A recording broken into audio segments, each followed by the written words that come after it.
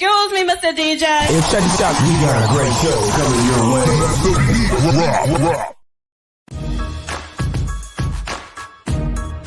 From the ECSI Sports Studios, it's the Midday Market Report with Jeff Dawson.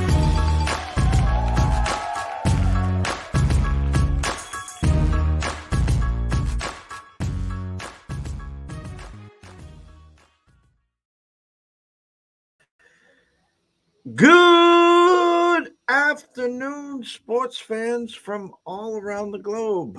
I'm your host, Jeff Dawson, East Coast Sports Investors, and this is your breakfast banquet. Holy shit. Midday Market Report, closing bell for Wednesday, 2022, December 21st. 4 days till Christmas, 3 days till Christmas Eve. It's been a while since I brought our co-host in, Mr. Southside Riley from Chicago. 'Tis the season. It's that time of year. People go in every which direction. A lot of stuff going on. Tough to line up guests, and then they back out vice versa. And I'm glowing here. This is crazy here. Kind of curious what the hell's going on here. I don't know what it is. I'm going to bring Riley on and let him take over here for 1 second till I figure this out. Without further ado, let's bring him in, Mr. Riley Magnuson. What is up, sir? What is up, my friend? The man of technology himself, Jeff Dawson over here. You're looking, it's not glowing. Your collar, something's going on. Your collar is blending in with your backdrop or something like that. Either way. It is good to see you, my friend. Happy holiday week, holiday season. You're right. It has been a few days, so I'm glad to be back. We had plenty of good stuff going on this last week. Oh, there you go. That solves it right there. So I'm good to see. Good to go, my friend. Happy to be here. Happy to see you as well. Getting ready for holiday season. Northern Illinois. Tomorrow night, Friday, potentially getting hit with a big storm. So trying to navigate my travel plans to see my family this weekend for Christmas, which might have to move up my travel date as far as tomorrow night, but shouldn't interfere with anything going on with us. I'm ready to rock and roll, my friend. Got a million ways to go here. It's funny, we had a great weekend with the ECSI VIPs. Bounced back on Friday 2-1, Saturday 4-2. Sunday we cash on the most amazing game I've ever witnessed in soccer with Argentina plus 800. I've said all along, I am not a soccer guru. I'm not an expert. I don't claim to be one. I feel blessed and fortunate to do some homework and come up with Argentina. Here's the funny story. Also added Messi plus 900 in the Golden Boot. Now, I know the Golden Boot means most goals. I didn't know they also had a Golden Ball Award. So, which... I had no idea. So this is the first time hearing of it now, honestly. So I'm glad I didn't have anything in those markets as well. But I'm with you. I'm not only not a soccer guru, I don't really even enjoy watching the sport, but I was actually on the edge of my seat for that entire second half of that game. It was absolutely fantastic. So I still can't say I'm now all of a sudden a huge soccer fan or anything like that. But it was a fantastic game without a doubt. It was by far, I've heard people say it was one of the best championships of any sport, period. And as far as excitement level, I don't know that I can disagree. And obviously leads right into NFL Sunday. But the comments going on, I don't know if that's where you want to go right to it as far as these baseball moves, my friend. But I didn't even, as far as the Correa stuff, I must, sometimes I'll get alerts from my phone in the middle of the night from people that break those news, which I must have got, but I kind of sift through them and don't pay attention. I get through the first hour of my day, turn on some sports talk radio, and they're talking about it, and I'm like, wait, what the hell are we talking about right now? Carlos Correa on the Mets? What are we talking about? And then obviously the news that is the news is what's happening. So I was as shocked as anybody.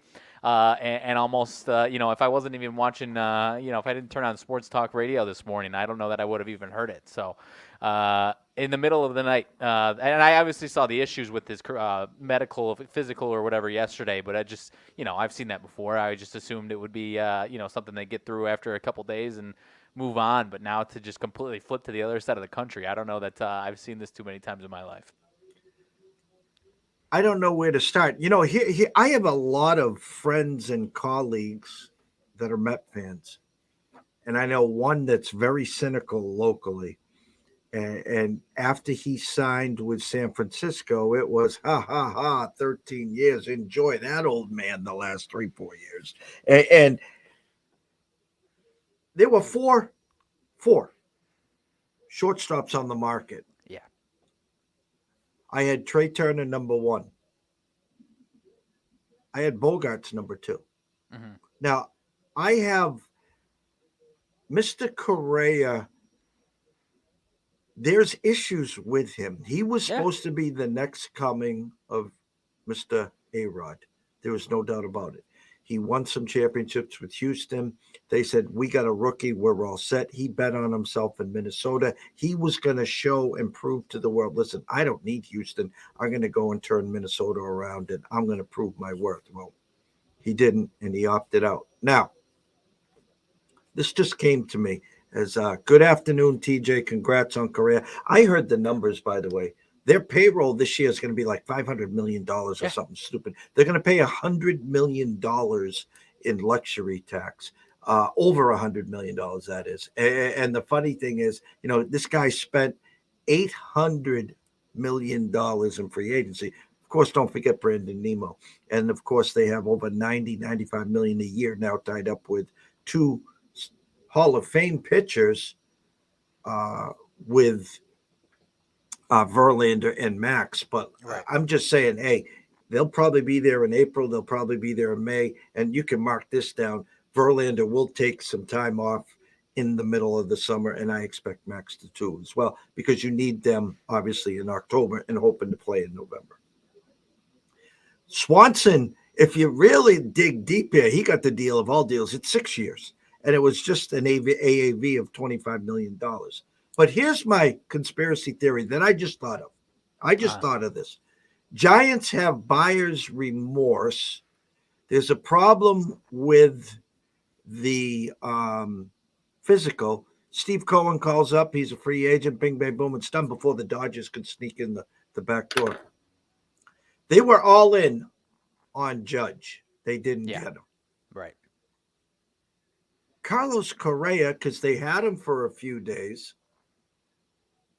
wasn't moving the needle in ticket sales. I'm not running the window because you signed Carlos Correa, and they were going to build around him. Riley, you're a smart man.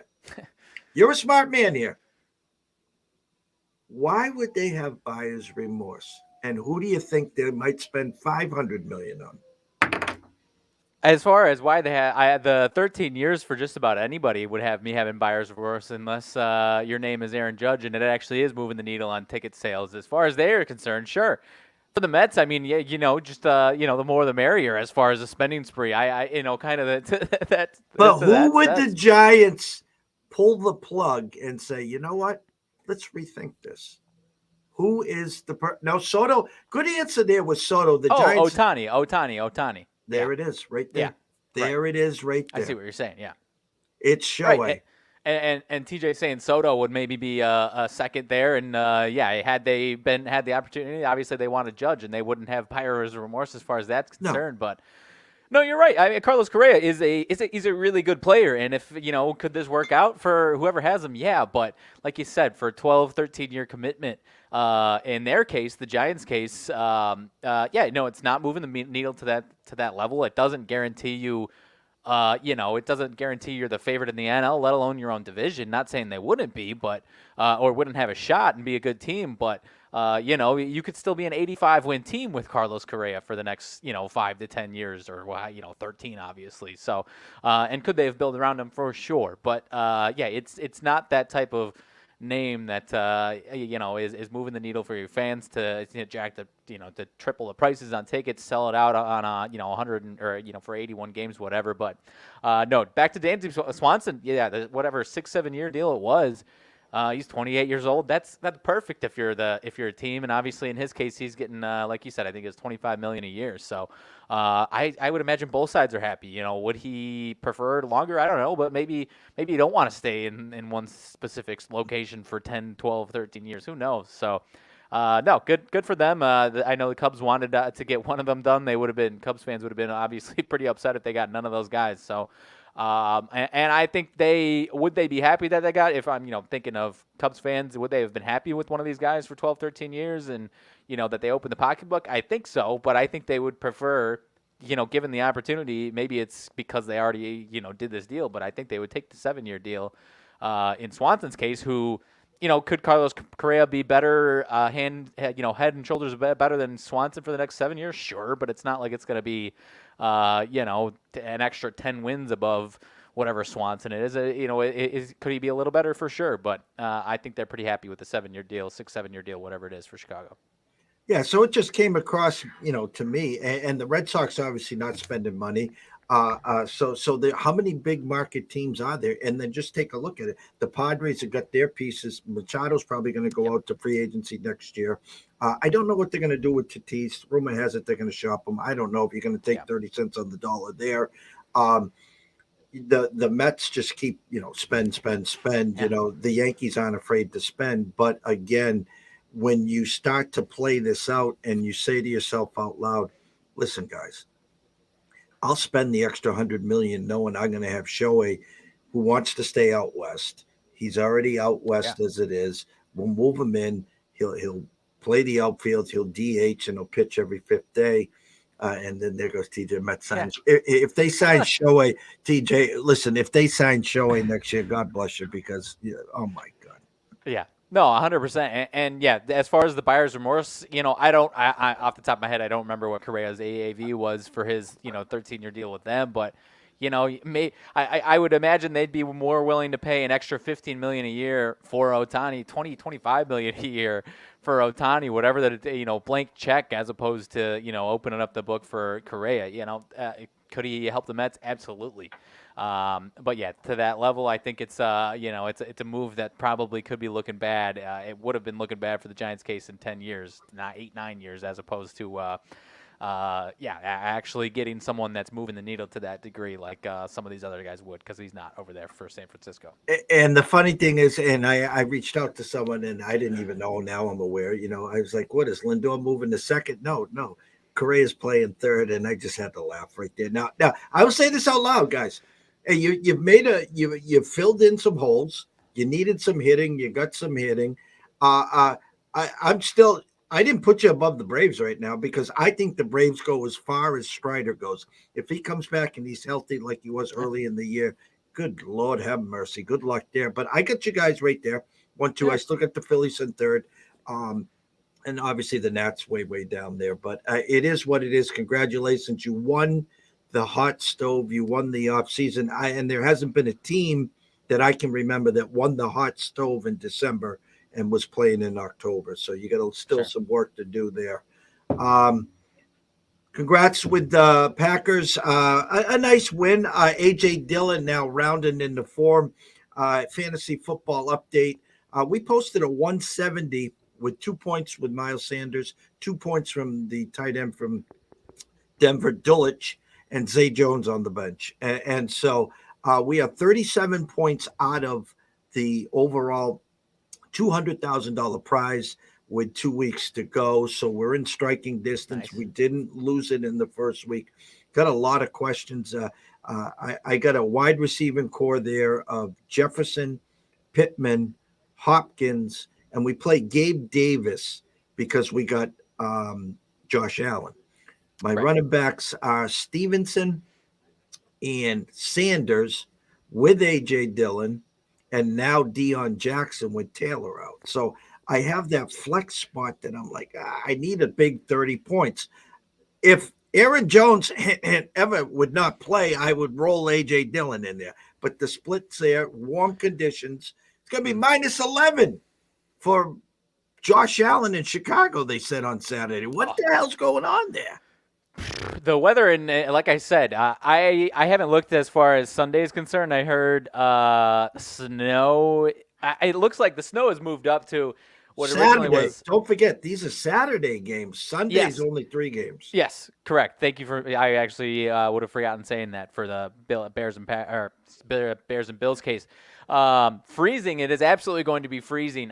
The snow might be moved up to Thursday evening and most of the day Friday, so the snow might be out of the picture, but it's going to be windy. It appears that like it's going to be really, really windy. And so, are they going to be able to pass it? Maybe I would say the Bills and Josh Allen would be one, maybe the exception to being able to pass the wind, but it's going to be windy and cold as far as Chicago is concerned in that game. It's going to be weird. I've always, as the season gone on, these last couple of years, and I had A.J. Dillon in my Packers blog, and then he goes down with a concussion in the second half and 2 touchdowns, but botches the over 48.5 rushing yards, which I think he had 40 at half, and then went backwards and then left the game. But I don't know. He is running a lot better. He appears to be cleared, but part of the reason why he's so effective in these times, is the cold weather, and he's such a headache to tackle. And so maybe I expect Aaron Jones to be, a little more effective and kind of back to being the clear lead back, which I think they'll mix them both in. But, it's going to be interesting this weekend for sure. I haven't looked too much at the weather around the rest of the NFL as outside of Chicago, but it's interesting. I've got some decisions fantasy-wise of my own. I've got Tony Pollard or Travis Etienne to start for my running back spot. Etienne against the Jets tomorrow night, kind of leaning away from that. And Tony Pollard has been having a hot hand. So, I don't know, a little tricky there. I don't know. I've been going back and forth a little bit. I had they both ended up having a fine day the other day. But, I'm in need of a big day to it's my league's a little bit earlier this year, so it's a championship weekend for me. I'm in the championship game for my big league, so I'm mostly set on my lineup, but Travis Etienne or Tony Pollard is what I'm kicking around right now. Yeah, and Etienne was one of those guys on our team that we've been waiting a long, long time for, and I don't think they use him enough or effectively in the passing game. Yeah.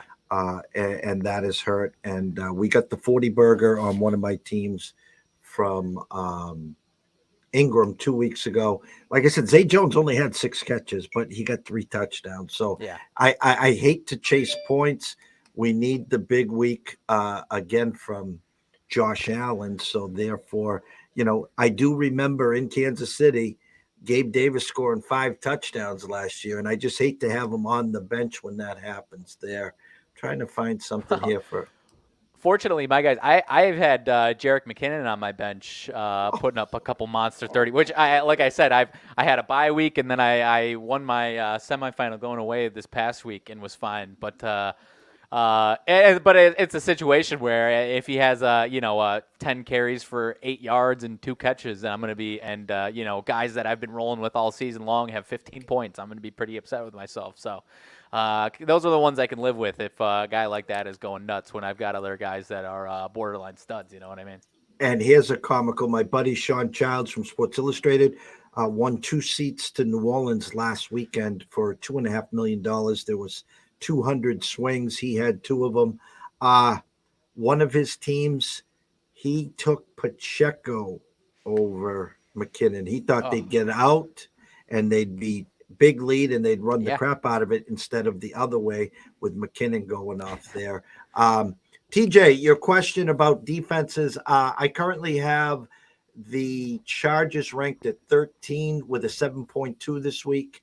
I have the Commanders at a 24 with a 6.2. So I would lean Chargers there on that defense there. What about if I can throw mine in there? Denver or Tennessee? Who do you got ranked higher there? Oh, of course, you're going to love this. I got 4th. I have Tennessee at 8 and Denver 5th at 7.8. So okay, flip that coin and see what happens there. Yeah. I'm rolling with Denver. Against Baker and the Rams in that situation, getting a close look for the Packers there. They're playing with some heart, but the talent just ain't there right now for those boys. What was your question on running back? Etienne and who? Pollard? Tony Pollard. Tony Pollard, yeah. We got Pollard at 9 with a 16.3. And ETN is 26th with a 12.8. Yeah. Yep, that's about I was surprised to see that big of a split. But like you said, it's if they all of a sudden give him 8 receptions or 8 targets or something like that, then I'm going to be upset. But that just hasn't been happening. And this Jets defense, especially after they put up a fantastic performance defensively against the Lions up until that late touchdown. But you got to, I mean, their backs are against the wall, so you got to feel like that defense is going to be stepping up tomorrow night as well. So, yeah, that was my thought process with going with Pollard in the first place, anyways. And you got two teams. I hate to rush to the window and play guys on Thursday unless they're studs. You always play your studs, guys. Yeah. The only time you didn't play your studs was way back when Revis Island was there, and you had one of those stud wide receivers, and you're like, oh my God, am I going to get shut down? And I listen, back in those days, the Calvin Johnsons, the Randy Mosses, and all those studs, when you face Revis Island, you really it was just like, all right, go ahead, and but there's no Revis Island anywhere. Getting to that Thursday game, you got the Jags sending this way, Jets going this way. Whoever wins this game is still in the playoff hunt. Whoever loses is out. Trevor Lawrence has been hot. The Jags have been hot. Great win there. I don't know what to expect. I think it was a 37. I mean, first one to 20 supposedly wins that game. Yeah. Well, I actually think the Jaguars have some leeway as long as the Titans the Titans have somebody tough. Because the Jaguars can still catch the Titans because they beat them once and still play them again. So the Jaguars actually could lose this game, beat Houston, and as long as Tennessee lost to the Cowboys in a week and a half, or I think next week, the Jags would still be set up to beat Houston and then beat the Titans and win that division. So a little more leeway for the Jags, but they obviously feel like they're in that position of they've got to win, right? So, but there is a little more leeway there. And a game this week against Atlanta, Malik will probably most likely be starting. Just hand it to Henry 30 times. They should find a way to win that one there. There is a bowl game. We're talking football. Might as well throw it out there. It's not one of your classics. We had Ron on yesterday at 3:30. The bowl games are there, but there's nothing jumping off the pages. This one here, South Alabama against Western Kentucky. I had an initial opening number of South Alabama 6.5 with a 56.5. Currently consensus 3.5 with a 58. I got a little info here. Western Kentucky starting quarterback Austin Reed is probable. So any thoughts, any leans, anything on this game? I don't have a ton. I've enjoyed, or I've kind of trusted South Alabama to some degree this year. So it's a stay away from me. These bowl games to this point just haven't been very inspiring and very, not even. I've spent so much more time in past years watching some of these stinky early season or early bowl season games, but I just haven't been enticed so far this year. But I'm staying away from it. But I've had a lot more success if I've done anything or leaning anywhere towards South Alabama. So I guess that's where I'll lean. But it's a not very confident lean as far as my takes is concerned for this game. Yeah, and I didn't get the nudge from Vegas that I was hoping. I get 31 and a team total for South Alabama and a 26.5 under for Western Kentucky. Leads me to believe Western Kentucky probably will land on 24. If I got the South Alabama lean from Vegas at 31.5 juiced under, I would have no problem taking that over 31.5 there. It's a flat 31. I go back to my 56.5. Now it's a 58. So public pushing that to the over. I could see 31-24 all day, and that lands on 55, and everyone is not happy. Yeah, no, I mean, everyone's betting the overs for the most part during these bowl season games, and I haven't been monitoring them super closely as far as at least the totals over under. But I mean, the public's on the over tonight for sure. It wouldn't surprise me if it goes flying over, but if I had to go anywhere, I'd just shy of it would be where my suggestion lies as well. Yeah, me too. You got a pretty decent slate for you on the NBA tonight.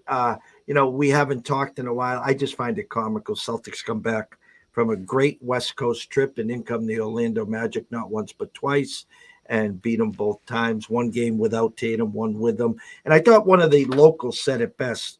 The Celtics are designed, and they have the roster. If Tatum takes a night off, Jaylen Brown can carry him. If Brown takes a night off, obviously Tatum can carry him. I don't know what's going on in Celtic land. And I don't really give a rat's ass, if you want my honest 2 cents. It's December, because I know last December we had a less than 500 record, and we had it through January too. So this great start means butt kiss to me right now. Right. It helps you for some potential home court advantage down the stretch in the playoffs is all it does. I'm with you. I know.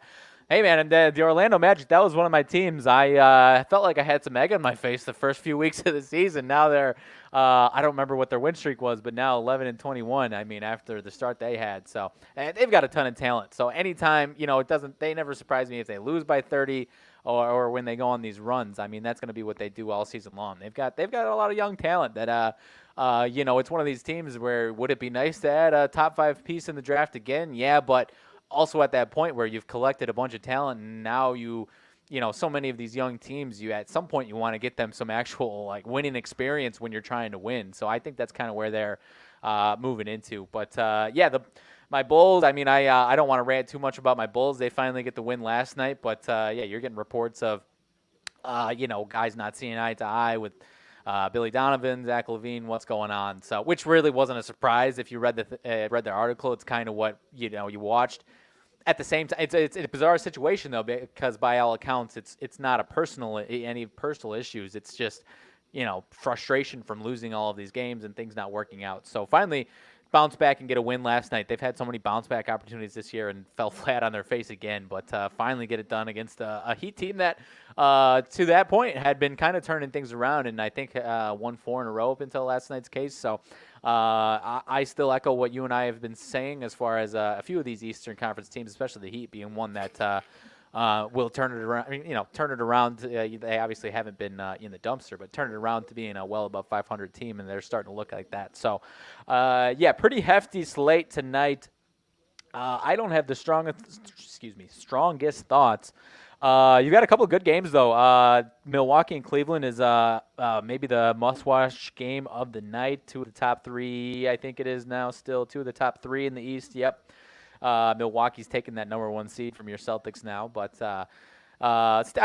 you mentioned the Bucks as being that team in the East. I think they're just going to coast right along, and like I said, they'll give Giannis a couple rest spots here and there, and they'll get healthy, and maybe they add a depth piece that doesn't really make a ton of headlines around the trade deadline, but then come May is 4 for 6 from the 3-point line in May and June. So, they're obviously a very good team. But let's go through it. We can start with that one. I think that one's actually one of the 2 first games of the night there. Milwaukee at Cleveland. Cleveland is favored in this game, despite Milwaukee, as I mentioned, being the number 1 seed in the East. Milwaukee's got a couple games, 1 in a row. Cleveland's got a 4-game win streak right now. This will be their 4th straight home game. Both these teams got 1 night off here. Milwaukee has won both of the 2 matchups this season by, I think, 15 points in each situation. Both of those were in Milwaukee. Now Cleveland is home and favored. I don't see too many. I think Chris Middleton is doubtful is really the only notable thing that I see here, which obviously hurts, but they've shown that they're fine with or without him for the most part here in the regular season, though. So I could go either way on this one. I don't want to have a lean. This is honestly where I would, if I'm watching anything for entertainment, where I'd go. But I'll say Cleveland gets it done this time after losing the first 2. But if you want to believe in Giannis and the Bucks in this spot, by all means, be my guest. I can't stop you from that one tonight. Outside looking in, I did a quick look with the eye test on the board today. There's a few games that I think are leans because of just the numbers. Truth be told, I think this is actually, believe it or not, a Bucks number. I'd feel more comfortable with Cleveland opening at around 3.5, and have them get the Bucks money. I have a number of 2 and 218 It's now 216 with a 2.5. It's a tough call. Listen, you know me. I like the Cavs. I like everything about them. Sure. If you go into this game with your hard-earned money, shame on you. I'd rather have you donate $50 to the MSPCA or something than there's no reason. Just enjoy. This is a popcorn game and have some fun with it. Yeah. Honestly, if I'm going anywhere, I would have loved 218 a little bit more. I bet it, maybe it'll come down to the last minute, but I might lean to the under on this one. This one seems a little bit lower than what these teams have been seeing. The Cavs have had 220s, 230s, or excuse me, the Bucks have had 220s, 230s totals. Cavs kind of dipped. I mean, the two spots that I'm looking at over the last 5 games that are under 220, 217 against, I guess it's both against Dallas. 217 against Dallas goes well under. 212 against Dallas goes well under. So maybe this is a time where that trend ends. But if I'm going anywhere, maybe I'm taking the bait going under on this one with the lower total than these two teams have been accustomed with. Yeah, I definitely would lean under here. I'm looking at some team totals, 109.5, 107.5. Again, either team can win by 20 in this game. That's just what the NBA is. And getting back to what you said about the trade deadline and for the playoffs, Milwaukee did this last year without Middleton. Middleton will be fine if he's healthy and they do add a piece. We talked in August, September to all that wanted to listen. The team to beat in the East was the Bucks. And if you didn't grab your Bucks East, your Bucks NBA champions, shame on you. Now they're on top of it. I don't think they'll relinquish it. I could be wrong, but injuries will tell a big part of it. But for tonight, definitely popcorn. And if I had to play anything on this, I would lean under. Yeah, it's a shame this game isn't on national television, honestly. This is probably the best sporting event of the night, unless I'm drawing a blank on something else here. As far as just, two good teams going up against each other, unless I'm drawing a blank on a college basketball game tonight, but I don't know if that I am. But nonetheless, I'm with you. I've got nothing on that one. Detroit and Philly, the Sixers 5 in a row, I believe. They're up to 17-12. They're playing a lot better right now. They just took care of Lakers, Hornets, Kings, Warriors, and Raptors over the last 5 games. Pistons coming in off of this will be night 2 of a back-to-back. They were in Detroit at home, lost by 15. You know what? I don't have a suggestion on this one. The Pistons are a team that they can lose by 30 or they can surprise you and either cover this type of spread and keep it competitive or even knock even a good team off. They're a team that's got young talent. No Cade Cunningham still, so I've been well off of them, and I was, for the most part, wrong about this team. And maybe we'll see if they've got a surge like the Magic, but seems like they're pretty content with being in the tank race 100% with no Cade Cunningham all season long. Just tread lightly with this Pistons team. If you've been fading the Pistons all season long and you've had success, then good for you, good on you. But I'm sure if you've also been in that category, you've seen them have some nights with that you wouldn't expect them to have. So I'm pumping the brakes on this one. Not saying I like the Pistons, but it wouldn't surprise me at all if the Pistons kept it close and gave Sixers a run for their money tonight. I got a 12 with a 224 and a hook down to 223, 11.5 in some spots. 12 is the consensus. Again, stay far, far away. Not many on the injury report that I'm seeing. A Detroit team that, again, as we all know, wants to get into that lottery with a shot for Wembayamba or whoever else at this point. You ride the hot streaks. I get it, but double digits in the NBA, thanks, but no thanks. Yep, no, 100%. I'm off of it. I'm not saying take the Pistons, or I'm not saying I'm taking the Pistons, but nothing surprised me with this Pistons team at all. So, going to your neck of the woods, the Pistons, the Celtics are hosting the Pacers. 15-16 Pacers. They've still been kind of all over the place. They're cooling down though. 1-4 in their last 5 at the very least. I'm seeing, but so are the Celtics obviously right now. So, you've got a 10-2 33. Is that screaming over to you with that high of a total, or is that more fair to you? I had a 231 and a hook with a 10. It's still 10. The public pushing that up to 232 and a hook, 233. Initial eye test starts. It's a Pacer number. Here, the Celtics struggling, a couple losses in a row. The Celtics, the almighty Celtics, duck boats, parades. They're going to steamroll this team. Not so fast, guys. I think it's a Pacer number. I won't be playing it. I won't be releasing it. Initial thoughts with the eye test, yes, is an over.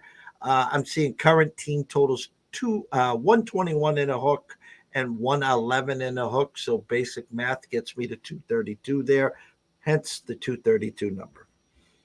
Yep. That is. I don't know. That's going to be an interesting one. This Pacers team. Yeah, it's another team though where I'm pumping the brakes on them until they either show themselves as a team that's about to start tanking or a team that's still going to be hovering around and competitive. They're in a weird spot right now, so I'm waiting to feel them out over the next week or so here. And obviously, after Christmas, more eyes come onto the NBA, so these markets can change a little bit after that is concerned. So, interested to see how the next week or so plays out there. My Bulls, second night of a back-to-back. They were in Miami last night. They are in Atlanta tonight. Atlanta coming off 2 wins, one on the road in Charlotte, one at home to the Orlando Magic. 5.5, which definitely was a little concerning. These matchups are usually really, really solid and fun games to watch and really close games. A lot of overtime games. Not so long ago, about 10 days ago, it looks like 2 overtime game. I think it was Trae Young buzzer beater, but nonetheless, Bulls have some guys, depth guys that are either out or doubtful or questionable. That I think is part of the reason why you're seeing this number as high as it is. Derek Jones Jr. is apparently out. Goran Dragic is out. Javonte Green, who has been out for a few days, is doubtful, and Alex Caruso is questionable. So that really limits their bench quite a bit. Their bench could be a little ugly tonight. Their starters are probably going to be asked to do a lot, but you got the second night of a back-to-back after a 10-point win, but a hard-fought win nonetheless. So I am staying far away from this with the 2 outages, or even the 1 out and 1 doubtful. Patrick Williams, who did not get over it last night. I didn't bet on it last night, but with Derek Jones Jr. out and Javonte Green doubtful and probably out, you're probably guaranteeing me that Patrick Williams is going to get over 30 minutes. And so if you're doing that and his total is, last I checked, 10.5, typically right there, 9.5, 10.5, I'm always going to take a swing on the over in that case if I can reasonably almost guarantee that he's going to get over 30 minutes. Not a guarantee that he gets over the point total by any means, but I like his chances of getting there. So if I had to do anything, I'm going to go to Patrick Williams' team total, at least in the Bulls case. In this case, maybe you have confidence in the Hawks. But as far as from the Bulls' perspective, Patrick Williams is all I would do in this case. Yeah, I have Caruso questionable, Dragic doubtful, and Capella in bright red expected to miss. From the eye test, a 233.5 and a 6, now 236.5 with a 5.5. To me, that's a Bulls number, but they're just begging you to take the over. I got the team totals of 121 for Atlanta, 115 and a hook now for Chicago. Which is interesting, where the opening numbers were 120 over for Atlanta and now 113.5 juiced under for Chicago. Believe it or not, I think it's a Bulls number, and I think the team total of 115 and a hook, I think they get over it tonight. Yeah, I like it. The Bulls, I would hope that they have, despite the back-to-back, despite the outages, hopefully this is a turning point. They've had a lot of public skepticism, criticism, and have failed to bounce back despite spots that you would expect. So I'm not disagreeing with you at all. I've pumped the brakes on a lot of situations for him, I guess is all I'm saying. But I do like it tonight. A lot of these games, like I said, are typically very close, very good games, and typically very high-scoring games.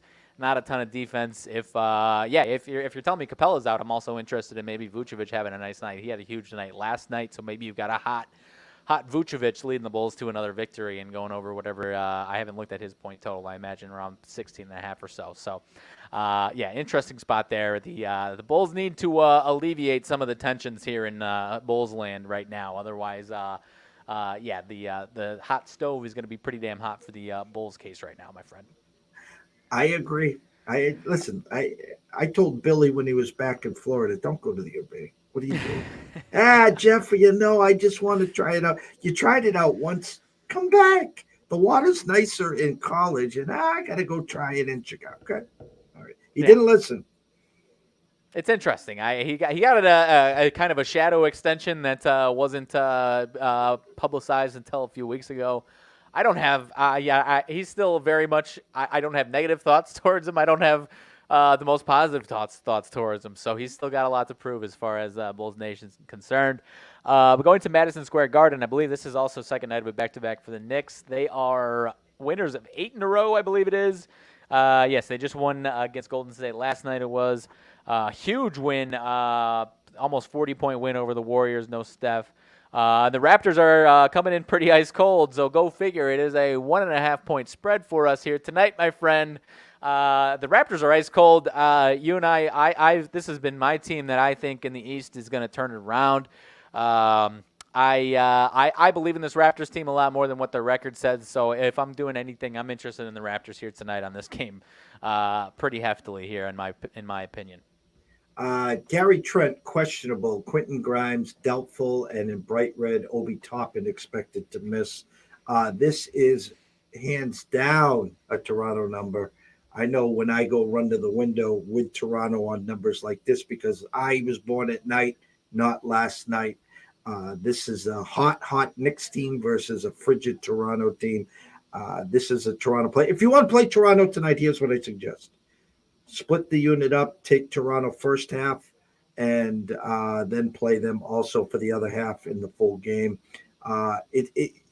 Numbers here, team totals, 109.5 for New York, 108.5 for Toronto. It's just, to me, it's a Toronto or nothing. That's all. Yeah.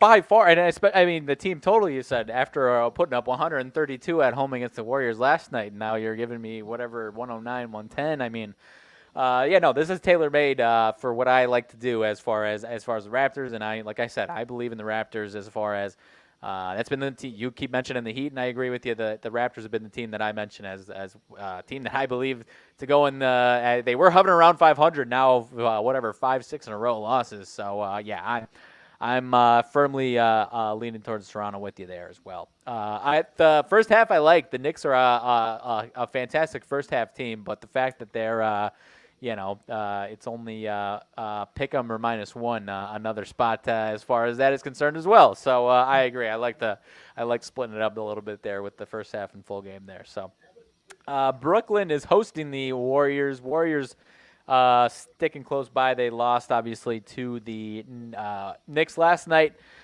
They've got some outages though. I believe Curry's still out. Klay Thompson I think is out tonight. Andrew Wiggins is out tonight. DiVincenzo is out tonight. JaMychal Green listed out as well. James Wiseman questionable. This Brooklyn team is rolling right now as well. They are one of the hotter teams in the league as well. 19-12. I think they're the 4th seed in the East right now. I'm not running to the window with the Nets, though. Nothing would surprise me here with all these outages. It wouldn't surprise me if the Warriors won this freaking game somehow, Jeff. But I'm staying far away from it. It wouldn't surprise me if the Nets won by 30 and kept their hot streak, but I almost am leaning towards thinking the Warriors have something up their sleeve tonight with their infirmary guys that they've got going tonight. Again, it's just classic NBA. We can thank Kawhi Leonard for this load management, and I'll say that to my grave. It's just, I feel for the families, the kids, that the one game they're going to was the Golden State so they could see Steph, they could see Clay, and they're not playing. And I know Steph is actually injured, but the load management bullshit. A 12 and a half, I don't care if it was 2 or 22. I wouldn't step 10 foot in front of this game. They laid an egg last night. Now they just jump on a Greyhound bus for all I know and just head over to Brooklyn. And thanks, but no thanks. Yeah, and I mean, what's today, Wednesday? The Nets have had a couple, 2-3 days off or whatever, 2 days off. They've got a big game against, or what you would consider a big regular season game on Friday against the Bucks, followed by Monday against Cleveland, the two teams that they are chasing right now. So it wouldn't even surprise me. Kevin Durant and Kyrie are hotter than the sun right now. It wouldn't surprise me if in 2 hours we find out that one or both of those guys are taking the night off. It really wouldn't surprise me at all. So. And the funny thing is the 1 and 2 seeds here, the Bucks, the Celtics, when whoever's got that one spot will be seeing where Brooklyn is hanging around. And someone might dump, wink, wink, if Brooklyn was hanging at 4. I'd rather get the 2 seed and not face Brooklyn until I got to face them in the conference finals. You watch what happens come February and March when that juggling starts happening. Yeah, absolutely. I mean, the top, I guess the top six is kind of separating. I don't think the Knicks are in that same category with the other 4 or 5 teams there necessarily at the end of the day. But yeah, the pack is separated a little bit from that middle ground there. The Nets and Sixers are playing well, so. Yeah, I am staying far away from the Nets tonight, though, with what they've got coming up for sure there. So, Dallas and Minnesota, both these teams continue to be in that, at least in the West, in that 500 range. Minnesota's got 3 straight right now, just beat, what is today, the 21st, so 2 days ago, just took down Dallas at home by 10 as 6-point underdogs. Now it's 3.5. I'm not running to the window with it, but I'm always going to lean when the matchups are pretty close like this. I'm always going to lean towards towards a split. So if I'm leaning anywhere, I'm leaning towards the Mavs tonight. Bingo. I'm trying to look at some split. Yeah, the split betting splits seem to be pretty close. But yeah, I'm leaning towards the Mavs tonight, but don't have any confidence. I don't know. Interested in the play, but haven't made one at this point yet. No, I agree. I had a 3.5 for the 227. It's up to a 230 with a 3. I think Dallas bounces back. If you were looking for a little pizza and beer, poops and giggles, team total of 116 and a hook right now for Dallas. I think they get over that tonight. Yeah, I agree with you on that one. Let's see. Portland and OKC. I believe these two teams just play each other, I think. They did. OKC got the upset as 4.5-point dogs. This one now 3.5-point dogs. I suppose I'll be saying the same thing here. I'll lean towards the team looking to get the split. The Blazers, up until that point, had been playing a lot better. Damian Lillard back into the lineup. He appears to be just fine and dandy tonight. They've got a bunch of guys probable. Nurkic is questionable, so I assume they'll be fine. OKC, a couple guys questionable as well. So OKC's won a lot of these games in a row, though. I'm seeing at least the last 5. So maybe this is either a bad matchup for the Blazers or the Blazers finally get it done. So I'll stay away, but I mean, I think I've told you I've got a soft spot for the Blazers when Damian Lillard's playing. So I'm going to stay away from it though tonight. And we just talked about Dallas getting the bounce back. I'm laughing and I'm grinning because it's a 3 with a 234 now, 3.5 for the 235.5. I actually lean Thunder. I think they find a way. Again, I would rather have seen a Portland -5 there. Instead, they leave it at 3. Let the public bet that up to 3.5, probably 4 by tip-off. It's Dame time, but not tonight, Dame. I think OKC finds a way. Okay, I'm not going to disagree with you. In contrast to that Mavs and Wolves matchup, you might say that one perception-wise is a lot closer than this one, where despite how scrappy the Thunder have been, not a ton of people still believe in them. So I'm never going to disagree with you if you're saying the Thunder have got a chance to do something. Shai Gilgeous-Alexander deserves some more eyes on him. So this will be another popcorn game for me. I'm a big fan of a lot of the guys on both of these teams. So this is a popcorn game for me as well. Let's see. Orlando, they just lost 2 nights ago by 1 to Atlanta. Good team in Orlando, perception-wise, at least in Atlanta. Houston 3 in a row losses, yet we're staring at nearly a pick-em here. I am leaning towards the Rockets pretty heavily here. The Magic did enough to put some eyes onto them, so to see them short line, despite the Rockets were playing well for a little bit. Now, like I said, 3 in a row, 3 losses in a row. Heat and Blazers, no sweat. Those are tough losses, and then lost to the Spurs though as 4.5-point favorites. They are home tonight, though, so I'm going to lean towards the Rockets, but I won't jump too far into this one. Still wouldn't surprise me if the Magic were awesome tonight, but this one definitely screams Rockets to me here. The funny thing is, overnight at 2.5 for the 223.5, open it up at 1 with the 223.5. Public's like, oh my God, this Orlando team just beat the Celtics not once but twice in a row. Tough loss, as you said, in Atlanta. Now this is a layup for them. Of course, Houston Rockets, no Drexler, no Olajuwon, and yet, 1-point favorites. They're all running to the window. Listen, it's Rockets or nothing for me.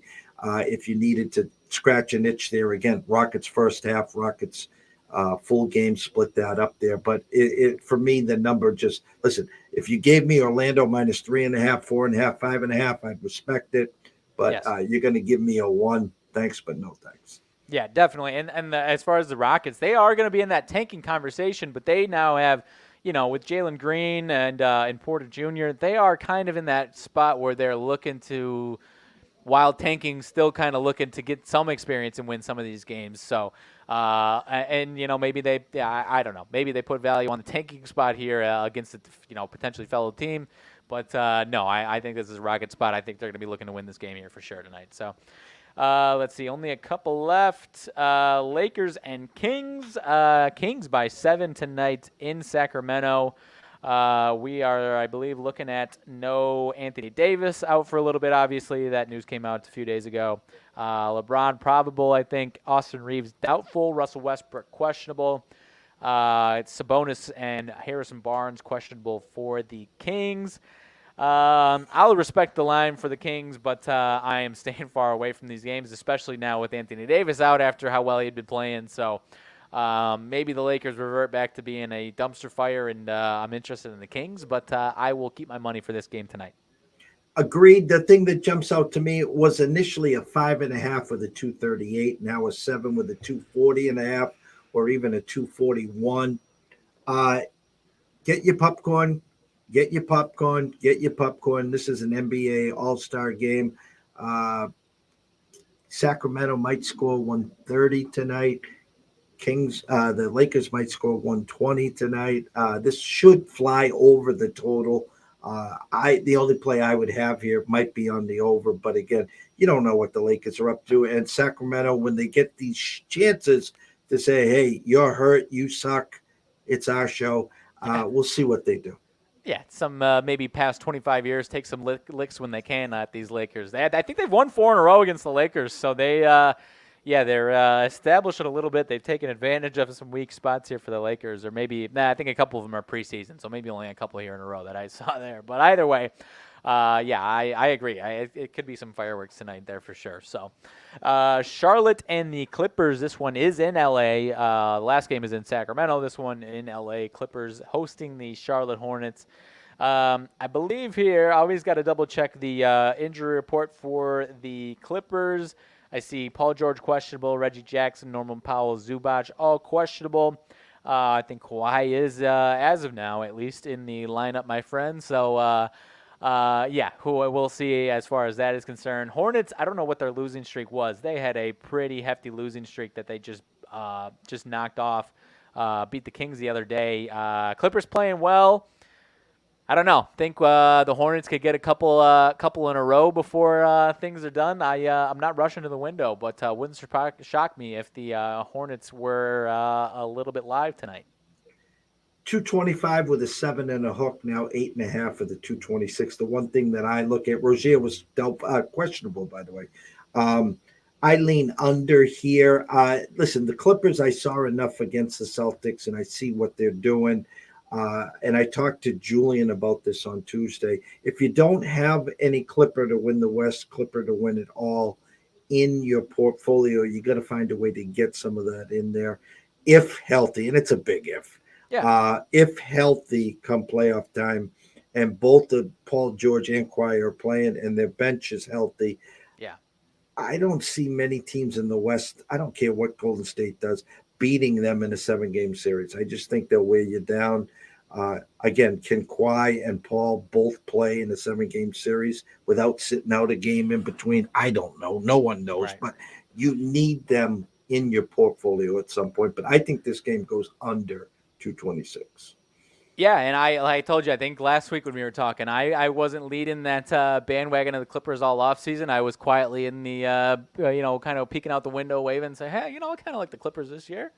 But I see the issues against them. But, yeah, no, we had this conversation, I think, last week as far as if they're rolling, they're rolling. And if Kawhi is, especially if he can get some type of momentum. And, I mean, one of the most impressive runs I've seen from a single player, leading a team that wasn't a super team was Kawhi and that Toronto team and the way he had them rolling. And obviously if Paul George is healthy and playing well too, then that's a dangerous tandem. So it wouldn't surprise me if the Hornets won. They had an 8-game losing streak, I think it was, got the win over the Kings the other night. Wouldn't surprise me if they've got a nice swing tonight as well. I think LaMelo Ball should be fine tonight. So hoping both Ball brothers. I'll give them both some good grace because we need the Bulls need Lonzo coming back. I keep seeing he's progressing well, but still a giant question mark of when he's going to play. So I've my optimism level as far as him coming back this season are diminishing by the day. So trying to give the whole Ball family some good graces as far as the Bulls are concerned and everything going on there. So that's all I'll say as far as that family. When it comes to winning streaks, what do we preach here? If you lose 8 games in a row and you win one, you're supposed to come back and play them again. And it goes in the NBA, it goes in baseball, it goes into any winning or losing streak. So if you won 8 in a row and then you lost, you usually go back with another loss. So they lose 8 in a row. They stun the Kings. I know it's the Clippers. Listen, I'm not telling you to go run to the window, but you could throw a little pizza and beer on them. Actually, for poops and giggles here, let me just see something here. For poops and giggles. Plus 235. So you could throw some beer and pizza money on them. Plus 8.5 or 9. And you could sprinkle a little on the plus 235 at the Circa as we speak. How about a little, let me see something. Well, getting a little crazy, getting a little wild here. How about a little Warriors and Hornets two-leggers, two-leg victory parlay over here, almost 25-1, my friend. If you're trying to get real crazy and tough out here, no, maybe one of those at a time. But wouldn't surprise me if one of those teams got it done tonight. How about that? No, I agree. And like I said, you could pay for your Christmas this year and next year if they both came in. Yeah, I won't combine them. I'll take my money and take my licks if I feel like it on one at a time there. So any college games tonight, my friend? There's already been a lot today. I actually, you know what? I've got a live sweat going on right now. I took a piece of Boston U plus the points against UMass Lowell. I think they're up at halftime right now. So that's my live sweat going on. Goodness gracious, Eastern Illinois up on Iowa right now. I knew that game was happening. That was like a 30-point spread. Eastern Illinois is one of the bottom 10 teams in the country, I think, KenPom-wise. They are up 73-65 on Iowa right now. You know, that this Iowa team is hilarious because, they can go out and put up 100 or they can get stuck on stupid, and that's where they are right now. And people in betting college basketball right now have to remember this. The kids are home on break. So those home court advantages aren't there. Yeah, there's season ticket holders. There's people that give their seats away because they're back home with their families or whatever. So there's no advantage. Last night, perfect example. UConn, 22, 23-point favorites against Georgetown. Basically playing grab ass with them till halfway through the second half. They go on a 15-2 run. They win by 10, 11. Let me just speak my mind about UConn right now. I have said this since day one this year. They are months ahead of schedule. They brought in a team. They had some guys come back, but they brought in some big-time players. They can clog up the middle with the best of anyone in the country. They can now have 2 or 3 people that can stick the 3, which they never had. They can take it to the paint with the best of them. They're the number 2 team in the country right now. Will they lose this year? Yes, they will. Will they lose a couple this year? Yes, they will. Once you get in those road games in the Big East, the St. John's, the Xaviers, Creighton, Providence coming up. Listen, they're not Phi Slamma Jamma right now. They're not the Fab Five, but they are good. Now, I think if I had a crystal ball right now, I could see them probably as a number 2 seed. That's where I can see them. A couple losses, they fall off the top line. They're going to be dangerous. No one's going to want them in their bracket. But are they, there's no Rudy Gay, there's no Kemba, there's no Jim Calhoun there, okay? So let's enjoy this. All you UConn fans, you spoiled brats. I swear to God. You got your ranking. You're 1 in KenPom. You're 2 in the polls. And now you cry because you only beat Georgetown by 11. Stop it. Act like you've been there before. Just enjoy this. That's all I'm going to say. No, and I mean, Georgetown might be the biggest or the clear worst team in the Big East, but even them, there's no pushovers in the Big East. And obviously, I'm not telling you anything new, but I don't know that there's any other team that maybe you would say Butler's hit their peak already and they're going to slide down to the bottom two, maybe. But everyone else probably has, or especially the top 5 or 6 team, probably still has a peak to come as far as they are concerned. And obviously, it's only 2 games into the Big East season, so. I mean, you're going to, as well as you're going to be playing, you're probably going to run into some version of a scorching hot, whether it's Providence, Xavier, St. John's, Marquette. Villanova's obviously, maybe Villanova doesn't make the tournament this year. I don't know, but they're going to have some sort of peak that hasn't been seen yet this year. So, yeah, they're going to have a couple losses, but you're right. They're a very good team that it still has a chance. There's no one juggernaut, I don't think, in this college basketball season, so they're gonna have a shot. But obviously just hoping that they're not peaking too soon, right? Yeah, 100%, 100%. And I forgot about Marquette. Marquette obviously playing some great ball right now. It's the Big East. It's a great conference. The one thing we're lacking this year, obviously, is Jay Wright and Villanova. Yeah. But speaking of games tonight, did you take a look at that line? That line surprised me. It surprised me. And listen, it's a team that's struggling right now. Yet. Overnight, let's go to the overnight before I say anything and mess myself up here. Where are you? Come on, eyes. An overnight of 3 shot up to 5.5 with a 146.5. I like this St. John's team. Now they're on the road. Okay. Let me see what KenPom says here. They got 75-73. Villanova right now, has won 4 in a row.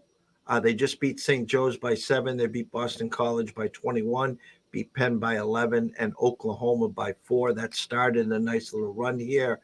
1 loss by St. John's, and that was to Iowa State, 71-60. They beat DePaul by 19. They beat UNH by 13, and they just beat Florida State by 14. So going to be interesting. It is, and it's St. John's is one of these tricky teams. I got to check back in to see how this other team that I did, because they're an 11-1 team that isn't ranked per the AP, and so you could see why they might regress. But they have played a weak schedule. But like you said, I like this team too. We just haven't seen it yet, right? So up against a true test. So I'm staying away from it. Kansas State was the other team who's, I think, 1 loss and hasn't been ranked yet. They failed to cover today. I didn't take them, but failed to cover against Radford today. But I don't know. I'm staying away from it for that reason, because typically they would be a team that they're due for a regression, but we also just haven't seen them do it up against a truly respectable team. Villanova is going to peak at some point, and I don't know when that is yet. I see the movement and why. St. John's 11-1. Their only loss was their first true road game, and that was to Iowa State. They lost 71-60. This is their second true road game. They're going to be able to play at their pace, though. We're expecting a higher scoring game here. Again, KenPom's got it 75-73. I actually like the 3. I don't like the 5.5. With that said, I think Nova's the right side. I just think the public has just blew the spread up. Yeah, no, I totally agree, and I'm interested to see if you've got any other games. There was 2 that I wanted to mention that I haven't played that I was trying to monitor throughout the day here. Notre Dame and Florida State was one of the 2. Florida State, obviously one of these teams, one of these 4 or 5 power teams that have been brutal so far. Yet you're seeing a short spread up against a Notre Dame team who's 7-4, had some good moments, had some bad moments. Am I crazy to think this is a good spot for Florida State? I haven't taken anything because I've had a ton of spots over here, even when they've been good, spots where I think Florida State's going to wake up and be, win by 10, 15 points. I don't know. Should I hesitate on this one, or is this a good Florida State spot here? I was looking at that game. It did intrigue me. I was wondering, which Florida State team's going to show up. And a pick 'em now overnight, now a 2. I think it's a Florida State number. I could not listen. Notre Dame has been a kryptonite to me all year. Not all year, excuse me, for 5-6 years. Yeah. And I used to get them as short favorites at home. KenPom's got it 73-72. Florida State. Pull up their resume here.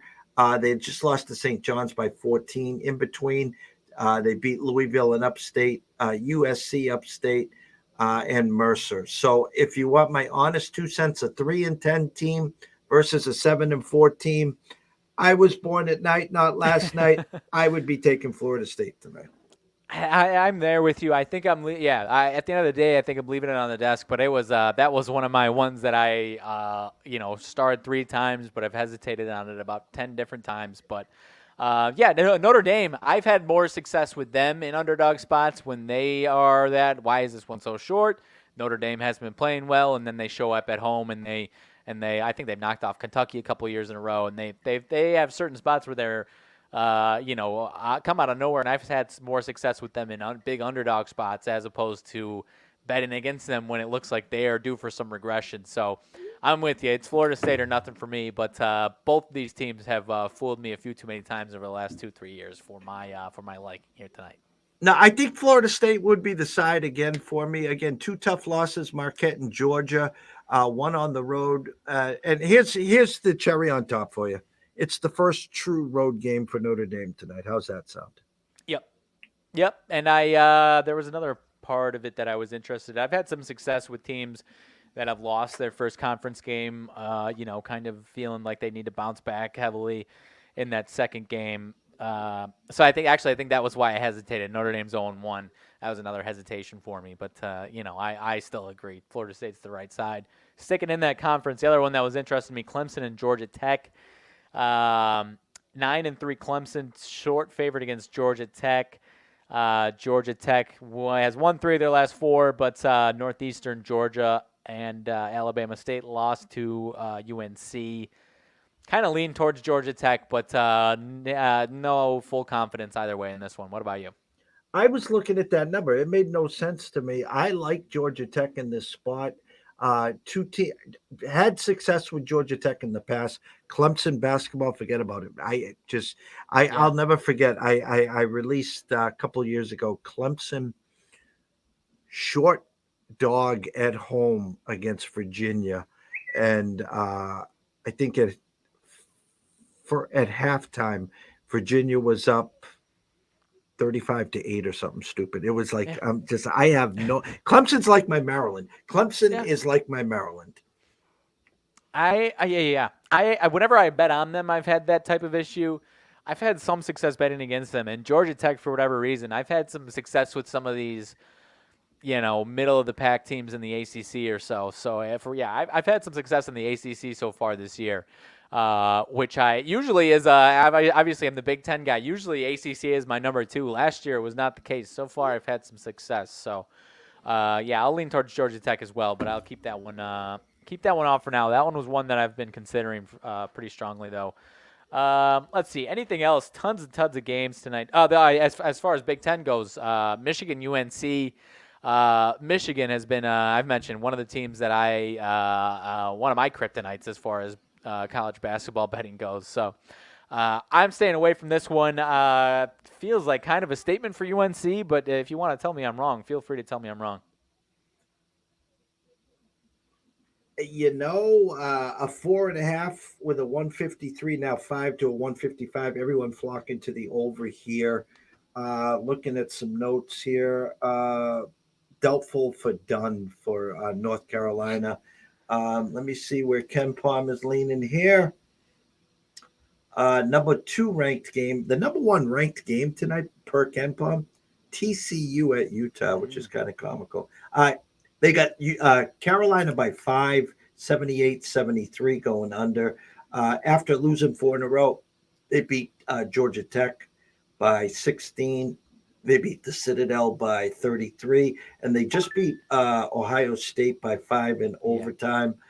Michigan comes in 3 losses, 1 to Arizona State on a neutral court, 1 at home to Virginia by 2, and then they lost to Kentucky by 4 in a neutral court. I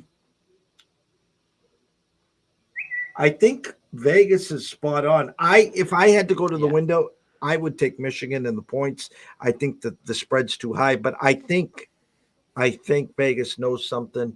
So when they know something, I trust and respect the opening line. So I'm not going to play it. It's a popcorn game to me, but I think Carolina will find a way.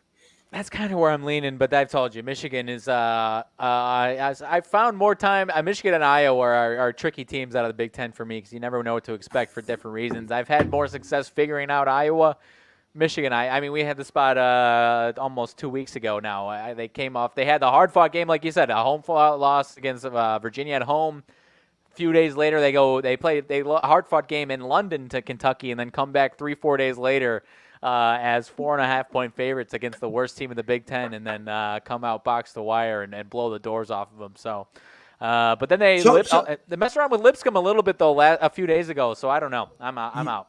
You just nailed it, by the way. You just nailed it. Remember, Yeah. we both said we liked the other side, and they came out box the wire, guns a-blazing. Yeah. So anyone still watching and listening here, sprinkle a little something on Carolina first half, Carolina in the game. Even though we both like Michigan today, that means Carolina, Michael Jordan, James Worthy, Dean Smith, box the wire. Yeah. They beat them. They played about a year ago, I think, the ACC Big Ten Challenge, and UNC won by about 20 as underdogs. So maybe they've got their number with this crew here. So yeah, I'm staying away from it though. I'll get involved and screw it for everyone. So I'll stay away from the Michigan or UNC side. Anything else? So there's some decent conference games tonight, though, my friend. Anything else you were looking at? I'm trying to find some small ones. It was funny. On Monday, I gave out Nebraska Omaha 4-8 versus 9-3 Denver. It was an overnight pick 'em. The public took Denver to -2. Omaha wins by 17. Yesterday, I was in a funk and I was pissed at myself. I had the classic of all classics on the desk. Over 139.5, San Diego versus Cal Riverside. And instead, I dove into two hockey games that I think we lost 5-1 and 4-1. And I get up this morning. I was like, I'm going to torture myself for a second. And what was the final on that game? I hope it went screaming under. And I look, and the final score of that game was San Diego 92, UC Riverside 84.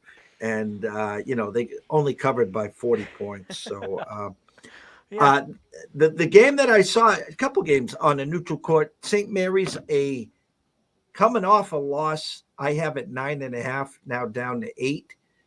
Against Wyoming. I think Wyoming is a public trendy dog today. I think St. Mary's wins by double digits there. And there was one that I was thinking of you right away when I saw it right up your alley. And if I can find it there, the Bonnies against Northern Iowa. Very surprised Northern Iowa was 2-point favorites against the Bonnies. I agree. And you've got the Bonnies losing 3 in a row. That one was interesting to me as well. I had that one kind of start as one to keep a watch on. UNI got him by 10, I think, about a year ago last year as almost 10-point underdogs. So, yeah, that one was interesting to me. That one, did you say that was neutral court, or is that one, I think that is a neutral court? No, that one's at Northern Iowa. Okay. Let's see. There was a couple other ones. You said the game of the night per Ken Palm, I agree, is a good one. TCU, Utah, Auburn, Washington's a good one too. Were you surprised to see that one as low as it was, or is that fair if it's at Washington? I was surprised the total was so low. I thought the total there would be a lot higher than 137 and a hook. Let me see something here. Auburn 23rd. Washington 91. Auburn comes in with a loss to USC on Sunday. I would assume they stayed out there. I don't know, though. Now they're playing Washington. Their only other loss was to Memphis. Again, guys, I can't harp on this enough. That was their first official road game, okay? They lost on a neutral court to Memphis. They had a couple neutral wins against Bradley and Northwestern. Their first actual road game, USC, and they lose 74-71. Good game. I'm not saying it wasn't, but they did lose. Now, in comes a Washington team, 3 losses, 1 to Cal Baptist, 1 to Oregon State, 1 to the Zags. I think the number is low. I think Washington, believe it or not, is live here. I was shocked at the total being so low. So my lean on this game would be Washington and under. Okay. That one, it was at least interesting to me. Washington, yeah, you said 91st per KenPom, so maybe you would think this would be the time for them to regress, but that number kind of says otherwise there. So TCU and Utah, decent one there. I'm trying to monitor, see if we can get a live update on this Iowa game. Losing by yeah, they're about to drop one. Eastern Illinois, 356 per KenPom. That might be the worst loss of the basketball season so far. Iowa losing to Eastern Illinois. I second that. Again, it's that Christmas break. You don't know where these kids are. They're done with the finals. They'd rather be home. They get stuck with one of these games. And Vegas is saying, you got us once, not again. With the Chris Beard news last week, they were like 24-point favorites, and they played grab ass and almost lost the game. Today they play Lafayette. I have an 18.5 with a 141. I'm seeing down to 17.5 in some spots. Haven't heard a peep about Chris Beard and what's going on there, but no. Again, unfortunately, this Texas team is a wagon. I don't know what's going to happen to them this year, but staying far, far away from that one. In the pucks tonight, there's a bunch of games. Nothing flying off. Again, we took it in the kisser last night. We had Ottawa and Devils. Both looked like public, nice little dog opportunities. Both got smoked. One gave up a goal 20 seconds into the game. One gave up a goal a minute and a half into the game. And I'm mad at myself, and I'm putting myself on record here. I should have stayed off the Devils last night to see what happened. Now they travel to Florida, and guess what? Florida's only minus 126. So I'll go on record right here. Devils win tonight, guys. Devils win. Plus 114. That's my hockey play of the day. I can take it. I won't try and I don't know. I've done this before. Blackhawks plus 168, 165 to the Predators. That seem low to you for the stinky Blackhawks team? Every time I say this, I think I've got my foot in my mouth. I don't know how many they've lost in a row. I haven't kept one within a goal in I don't know how many games. So I don't know. Any luck for my Blackhawks tonight? Nashville team total 3.5 juiced under minus 125. Chicago 2.5 juiced over minus 125. They think Butler's going to come out and kick a field goal for you. How's that sound? The initial thought is Nashville team total over 3.5, plus 105. And then I scream over here to the under, and there's some 5.5s at DraftKings. So again, I don't think they're going to get much resistance from Chicago here. I got nowhere to go in that game for you. I don't. I was just they've lost 7 in a row. Haven't lost by 1 during any of those 7 games. I don't know.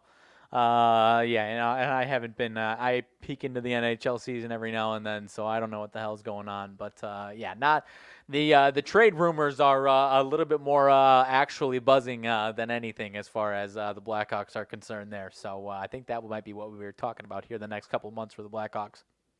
100%. We'll take Taze, Kane, whatever you got. You can send them to Boston. They'll be happy. I like I told you, I'll be sad, but I will understand when it happens. So Kane's still got some high level action left to him. So somebody, if he goes, somebody's gonna be happy to get him, obviously.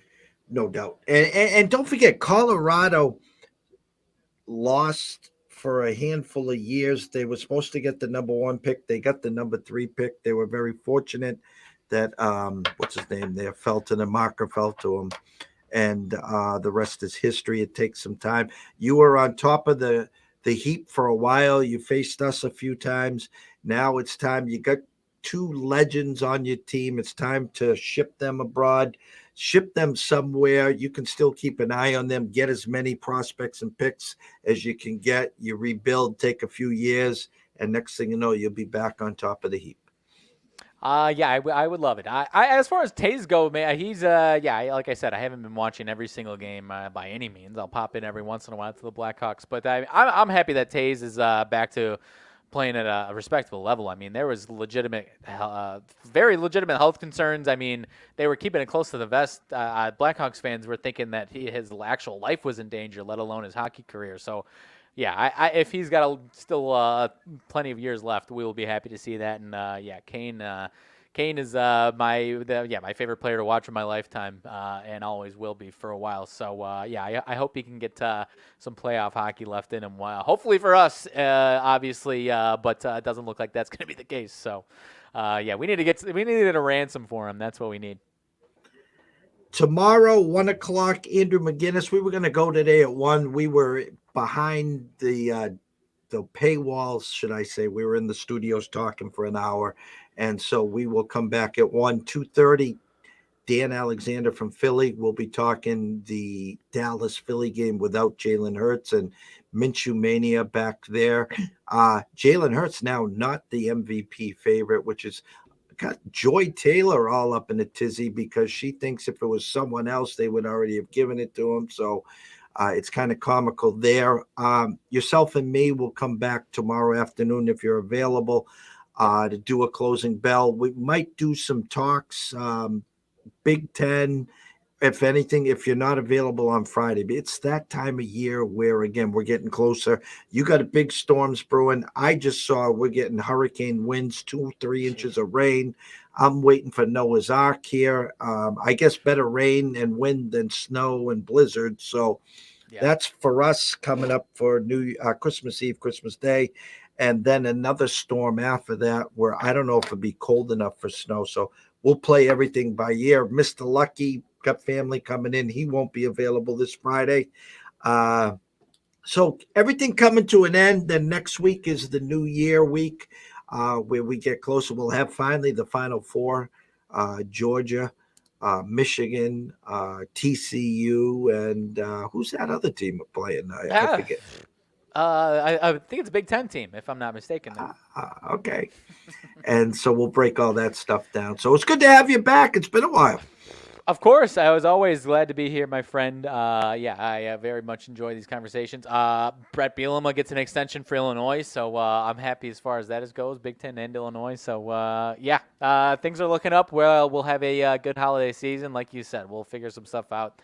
My travel plans have been pretty up in the air with the storm coming our way, and I don't know how high winds Friday, Saturday. Who knows? But we'll get it figured out. And as far as next week goes, I think I'm pretty wide open there. So whatever we do, we'll be ready to rock and roll. From myself, Jeff Dawson at EC Sports Invest, from the one and only Riley Magnuson at Riley_Magnuson, the one. Glad to be back. We're glad to have everyone watching and listening. Any comments, questions, concerns, you can find us on Twitter. You can send us an email to eastcoastsportsinvestors@gmail.com or yell, scream, holler. We might hear you. We might not. Who knows? But if we do hear you, we will answer back. So see you guys tomorrow, action-packed at 1:00, at 2:30, at 4:30. Me and Riley will be back, and then we'll figure Friday out. So behave yourself. A lot to take in, digest. There's a lot of action everywhere. Just enjoy it. Don't get crazy. And, there's a bowl game on, too, somewhere. So have fun. We'll see you soon.